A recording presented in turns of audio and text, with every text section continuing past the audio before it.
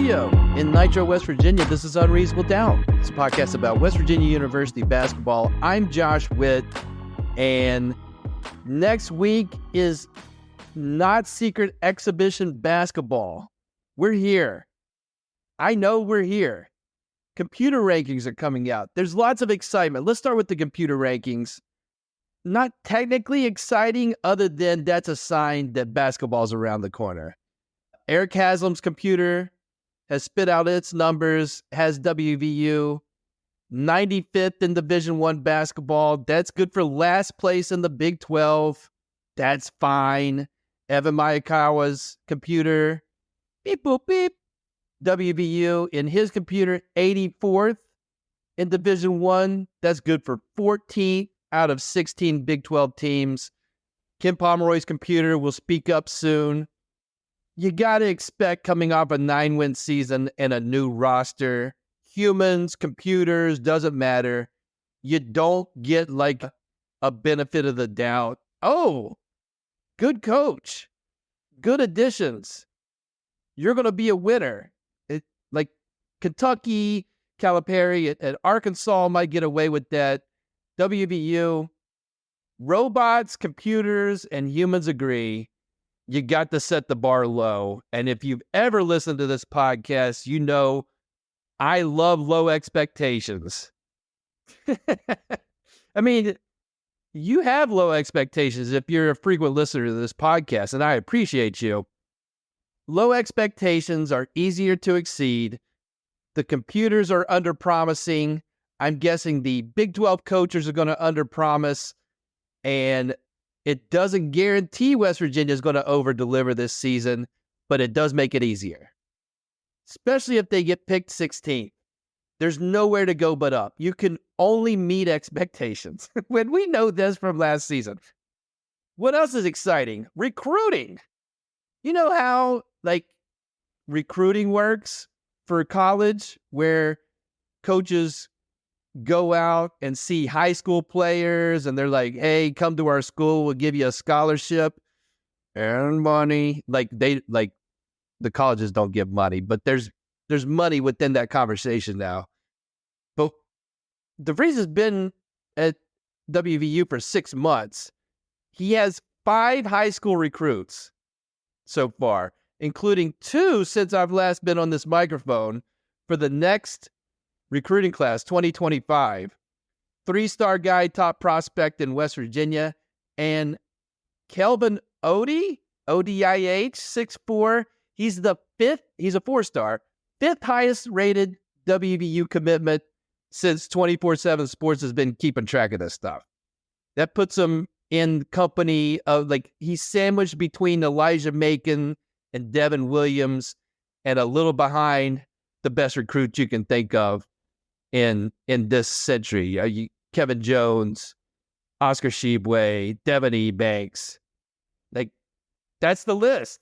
So that's great. And for a first-year coach coming off a 9-win season for the program, not his 9-win season, that's impressive to recruit a 4-star for 2025. And the money's probably decent. The money's got to be all right, right? I don't know how that works, but I know that's a piece of the credit pie is cash or checks or, Zelle or whatever. More exciting news. The full TV schedule has come out for WVU's 2024-2025 season. Last year, because of the circumstances, it was truly a secret club, a VIP experience. Their first conference game last year that wasn't on ESPN Plus or Rest in Power, the Longhorn Network, was in the middle of February. The season starts in November. It ends for most teams in March. Mid-February is when WVU basketball saw the light of not having to click specifically looking for WVU. I guess you got to click specifically to your cable channel or your YouTube TV or whatever. This year, 4 conference games will be on cable by the middle of February. So we're peeking into the light. Now, that light is the CBS Sports Network, okay? Which is technically not streaming, but I do think you can stream that on Paramount Plus. Regardless, that's more visibility, and so it's less of a secret club. Yes, West Virginia plays the same amount of ESPN Plus games this year or this season compared to last season. There's 18 ESPN Plus games. So get your finances in order if you haven't already to get your ESPN Plus subscription to follow this team. But we're swapping Longhorn Network for ACC Network. I think that's a step up since the Longhorn Network doesn't exist and was only focused on one team. We've swapped Fox games, so no Fox this season. 5 CBS Sports Network games. More John Rothstein in our lives, which I won't complain about that. He's a loon. And of course, as WVU improves, which I believe is going to happen, then the TV audiences will get larger. It goes along with the success, but similar to the computer rankings, first-year coach coming off a 9-win season, going to be picked low in the Big 12 preseason rankings. You get a ton of ESPN Plus games. That's how it works. And everybody gets their share, but you're going to get a lot of them. More exciting news. Podcast guest this week, Keenan Cummings, managing editor for WVSports.com, Rivals Network. He joins the podcast, gives his thoughts on the Breeze and the upcoming season. Let's hear that interview with Keenan Cummings. Nope. Breaking news. The Big 12 offices heard me talking into a microphone about the Big 12 preseason rankings, and they're out. I don't have any papers to shake, but this is hot off the presses. West Virginia picked by the human coaches in the Big 12, 13th out of 16 teams. So that's a little bit higher. I truly expected something similar to the computers I told you about earlier. I was expecting 14th with the possibility of 16th. The 16th, the distinction goes to Utah, Colorado 15th, and Oklahoma State 14th. And we're looking right up at Arizona State. Kansas picked first. West Virginia starts the Big 12 schedule at Kansas. Second is Houston. West Virginia plays Houston twice this season. One first place vote for Arizona, but they end up 5th. Cincinnati 6th. So 13th, definitely on the low end of the conference, has to be expected. And I like it. 13th is a bar that you can jump over. And if you jump over that bar, if you get into that 10 to 11 range, then you're a fringe NCAA tournament team. That's how it works because of the strength of this conference. 10th or 11th gets you in the conversation. You may be mentioned in the bracket matrix and may not make it, but you're going to be on the list if you're the 11th best team in this conference this season. All right, here's Keenan.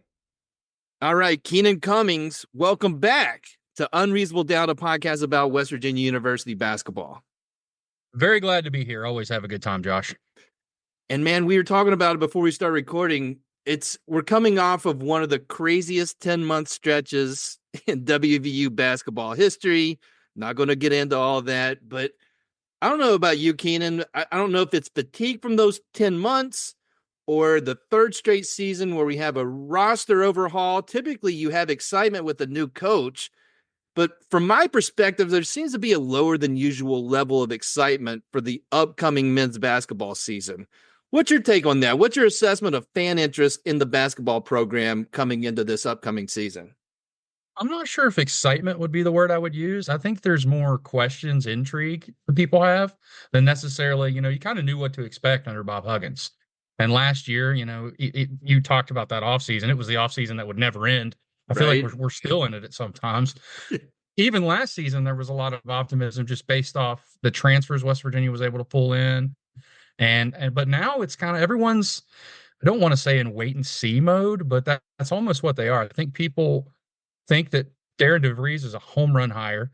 I don't know how they feel about this season. We'll see how it goes. But I think people know that they've got this right the long term. There's kind of a calming a sense of calm around the program after really a hectic off season and season in general. So and then you have the football team, distracting people right now. So I think it's all those things together. But I really see this thing picking up big time. Even on my message board, I'm getting a lot more basketball questions, now as opposed to, that usually picks up when the season starts. I think the closer we get, the more that excitement is going to bubble over. But I think everyone's coming into this with reasonable expectations. You got an entire new roster, a new coaching staff. Yes, in the transfer portal era, you can win faster, but it's still an adjustment. So I think that's what it is more than just general excitement. Because I know a lot of people are really excited about the future of this basketball program. I'm one of those, and it's almost maybe paralyzed by all of the newness around it and what to do with that as far as setting expectations up. And so let's talk about DeVries. He's been in Morgantown for 6 months now. It's hard to believe. How would you describe somebody just getting in, like, yawn, oh, what's going on with basketball? Oh, new coach.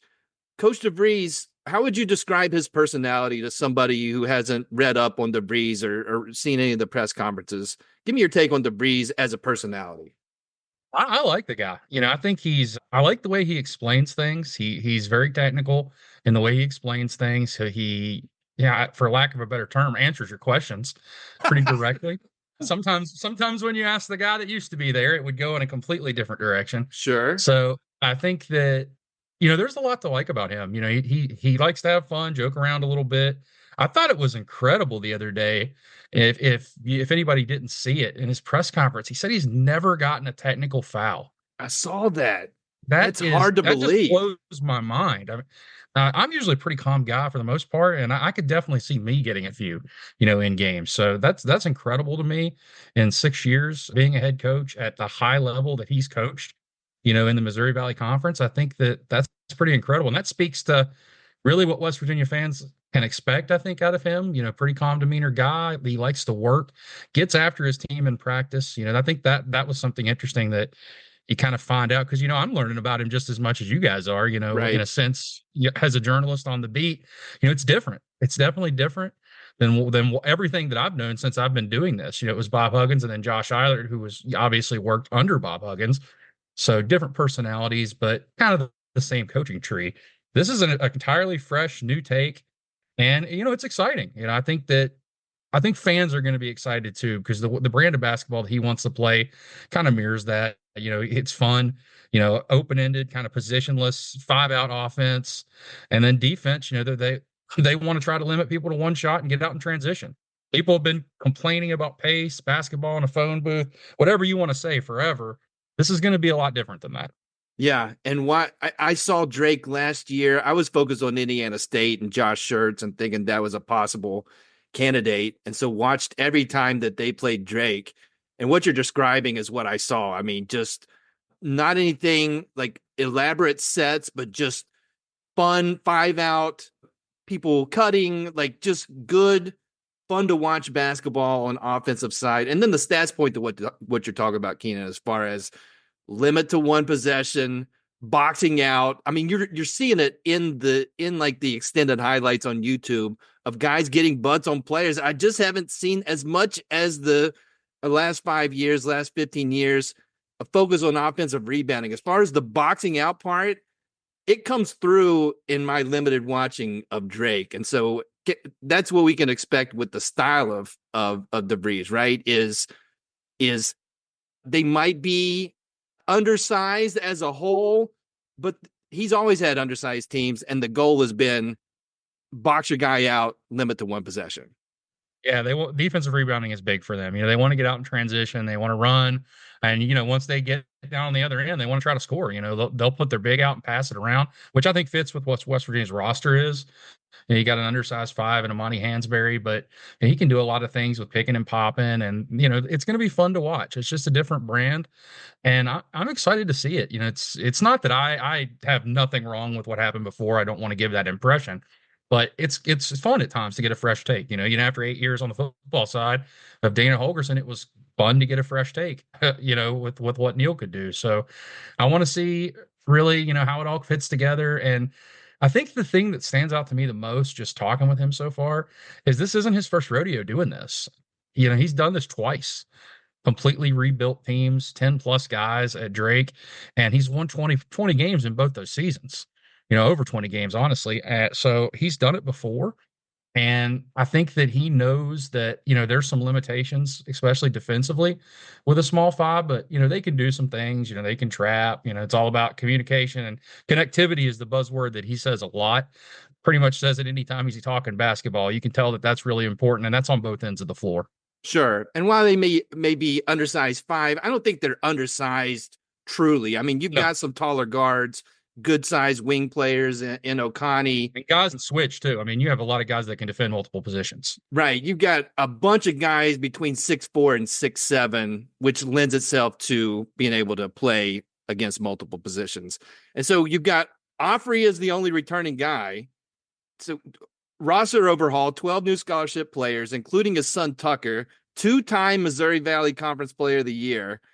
How do you think Tucker DeVries' game, he's going to step up? I mean, going from the Missouri Valley, which was no slouch conference, to the best conference in America, in my opinion. How do you think Tucker's game is going to translate into Big 12 play? I think he's going to be fine. With what he does, he's a really smart player. He puts himself in good positions. He's going to be a guy that, they can run offense through. He'll be fine. I'm really not worried about him. I want to see, I think the two players on the team you're just absolutely sure of, just from, seeing them, Javon Small, yes, and Tucker DeVries. Now, everybody else, I don't want to say I'm not sure of them, but, we'll see how some of that stuff translates.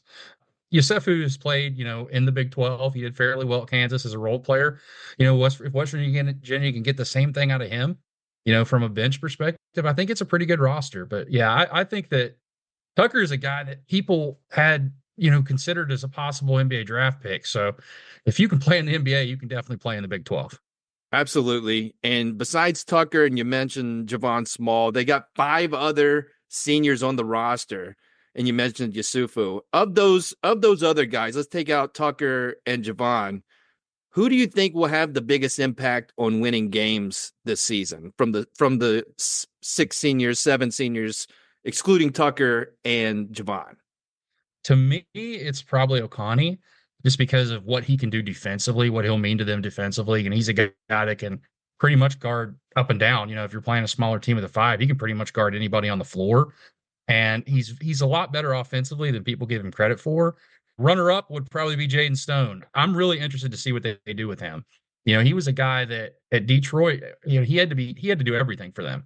Kind of not really his comfort zone. He had to score 20 points a game and really just take a ton of shots. Here he'll be able to play more off the ball, be able to catch and shoot. And he's hit at a high percentage in his career when he's had that role. So it's close with those two, but I like defense. So I think what Oconee gives them there is going to play a lot too, because it also will allow them to kind of mix and match him and Tucker, on the offensive defensive end as well, because they can kind of flip. Right. Yeah. I think he's of the guys coming in, which does seem not better or worse, but different, is guys like Oconee, guys like Harris from Illinois. You see their highlight clips on YouTube and you see defensive stuff where, not that they weren't recruited in the past, it's just they weren't brought in for that focus. Maybe a Jesse Edwards in that role, but like Oconee for sure. Harris is who I'm looking at as like really good defensive pedigree that kind of adds to the mix as far as bringing in all new guys. And so you've got 5 scholarship players outside of the seniors, 2 sophomore transfers from Illinois, 3 true freshmen. Amani Hansberry has been asked about in press conferences. I'm curious about your thoughts on Sincere Harris and the freshman Jonathan Powell, the 6'6" guard from Dayton. Give me your thoughts on those two. What have you heard about Harris and Powell? Well, Harris is much like Oconee defensively. You touched on it a little bit. He's a guy that he's really, really good. I think West Virginia is going to be able to use him there, and his offensive game's developing. People forget that, I know that his numbers were pretty modest at Illinois, but he was a high major recruit. He had a lot of offers, a lot of attention. He has a history with Chester Frazier. I'm kind of interested to see how he's going to develop offensively. I'm not worried about his defense at all. I think that he's going to be one of West Virginia's best defenders from the jump. Right. But I want to see kind of how he fits in offensively, and if he's able to really develop his game to the point where he can be a factor. I think that's going to be the biggest question there. In terms of Powell, I really like that ad. You don't normally add a guy that caliber that late in the process. He opened up, was committed to Xavier for a while, and signed there actually, and got requested a release from his national letter of intent. Took a visit to West Virginia a few days later, and that thing was wrapped up. He's got great size. He's like 6'6". Obviously, can shoot the ball. He hit the most threes on that Italian Italy tour that they trip. went on. Yeah. Mm-hmm. Yeah, he hit the most threes on the team and really was a reliable shooter. I don't want to place ridiculous expectations on him because he's a true freshman, but I think he's going to hit some shots for him. And again, versatility, and that's something you see up and down the board. I think that's why, a guy like Akani was someone that DeVries made sure to get. He really prioritized him, and we were trying to figure out who they were recruiting, what was going on. That was one of the first guys he was in on. And I think that speaks up and down the board. They want those versatile pieces that can kind of play that positionless basketball we were talking about earlier. Sure. And so, Keenan, before we know it, I mean, next Friday is the Not Secret exhibition versus Charleston. You had a starting five in Italy, but Tucker was out. I think Yusufu was still injured, didn't play. So your guess, who do you think starts for the Mountaineers next Friday in the Not Secret exhibition versus Charleston? Now this one's tough. It's tough, right? I've been thinking about this for a while though, trying to figure this out. And I had a projection. Let me see if I can find it here. I actually wrote it down. Okay. This is what I think that Hansberry is going to be your starter at the 5. I like DeVries at the 4, O'Connell at the 3, reverse them on the other end. You can interchange them. Stone is the 2, Small is the 1. I think that is your starting 5 right now. Interesting. Maybe Yusufu creeps in, but maybe he wants him. I think that's the interesting part of this roster is with the number of guards that could play and have rotation minutes. What's the best? It's one of those where we've talked about in other seasons where, Huggins would go 10, 11 deep. And so it didn't really matter as much, the starting 5. Maybe you have this here, especially at the guard position where it's Amani or it's Ed at the 5. Tucker's in there. And then the next 3, Stone, you could start. Harris, you could start. Maybe that'd be a jump. But you got Yusufu as a 5th-year guy who's played under DeVries. It'll be interesting to see who he goes with. But I think he's got options there for sure. Yeah, and I think Yusufu, too, he's played that role before. I think that's a really good ad if you get him for that type of role. That guard. And if he's in the game, you can take Small off the ball. He could play there as well. So you have a lot of mixing and matching you can do. And with their defensive versatility, it'll allow them to do a lot more things on that end as well. So I think it's going to be fun to see how it's mixed and matched. I want to see what the rotation, how deep it is to start. And then do you trim it down as the season goes? That typically happens, but who knows? There's a lot of pieces and a lot of questions that I don't know if we'll have them answered, in the first half of the season in the non-conference, but we'll have a pretty good idea what this is going to be looking like. Sure. And I've seen clips of Tucker bringing the ball down the court for Drake. So I think he's got a point guard background in his career. So it should be interesting. Let's just lay it out because I think there's a lot of questions. And so with that comes, what's the proper expectations? And you mentioned that a little bit earlier as far as the level of excitement for the team this year. What do you think should be the proper expectations for a first-year coach in the best conference that I think got better? It's the best conference and they added Arizona, and Colorado and Utah are not bad ads. Arizona State can be really good, like as a program. What's the proper expectations for this season, first-year coach in this Big 12? It's honestly hard to say, and I'm usually more direct than that. But their schedule, if they can get through January reasonably, with a record that's within shot, I think there's a chance they could win, 18, 20 games this year, maybe. It's hard. The thing is, it's like usually when you make these adjustments, you automatically, okay, it's a rebuilding year. It's a rebuilding year. But the process of putting this team together, clearly they're not expecting it to be a rebuilding year. They have a lot of seniors, some really good players that they brought in through the transfer portal. But then, there's the schedule. This is a pretty difficult schedule for a first year coach anywhere. You play Houston twice. You go to Kansas to start the league. You play 20 The games, non-league no is bye tough. week. You play Gonzaga, and then regardless of win or loss, you're going to play teams that are picked in the top half of major conferences, power conferences. And you can be, my opinion, Keenan, especially this year, you can be the 10th best team in the Big 12 and be a really good team. And that's going to help them.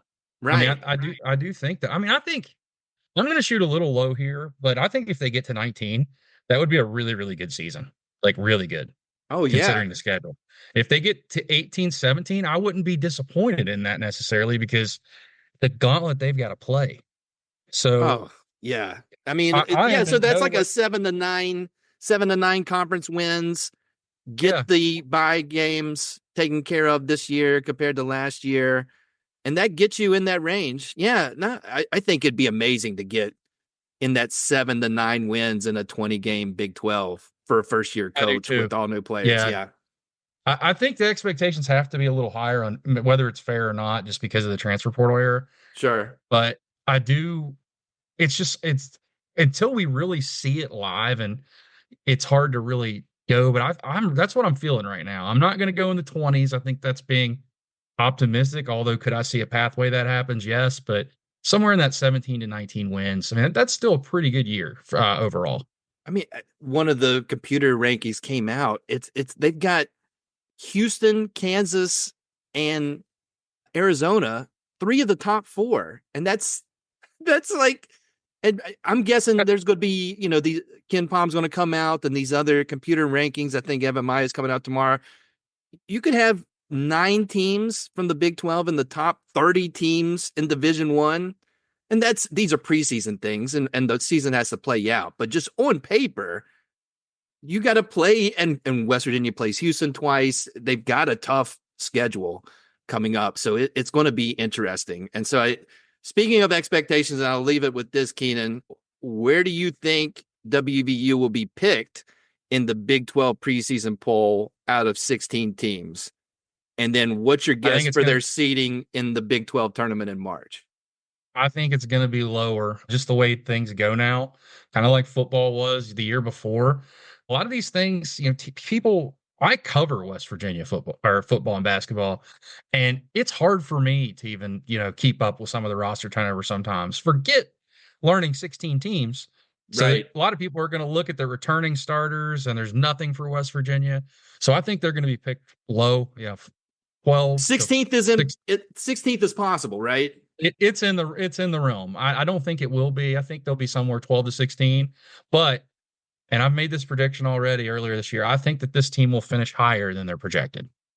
Based on the pedigree of DeVries and my impression of him, I think he's going to overachieve that. But I want people to be prepared. One or something. Right. But I don't think that's going to happen. I do think that they'll be picked higher than, they will finish higher than where they're picked. It's going to be fun, and it's coming quick. Keenan Cummings, thank you for joining me again on Unreasonable Doubt, a podcast about West Virginia University basketball. Always a great time, Josh. Unreasonable Doubt is under the Smoking Musket umbrella. Go to smokingmusket.com. Read the articles about WVU sports. Listen to West by Pod, another podcast under the Smoking Musket umbrella about football. Joel and Jordan do a great job there. Join the Smoking Musket Discord. Follow Smoking Musket on social media. Do all that stuff and join me underneath the Smoking Musket umbrella. Big thanks to Keenan for joining me on the podcast. Read his stuff at wvsports.com. Follow him on Twitter, X, at Rivals Keenan, Keenan. That's it for this episode of Unreasonable Doubt. Listen on all the platforms. Apple Podcasts, Amazon Podcasts, Overcast Podcasts, Spotify Podcasts, YouTube. Until next time, I'm Josh Witt. WVU for the 2024-2025 season. They have 0 wins and they have 0 losses.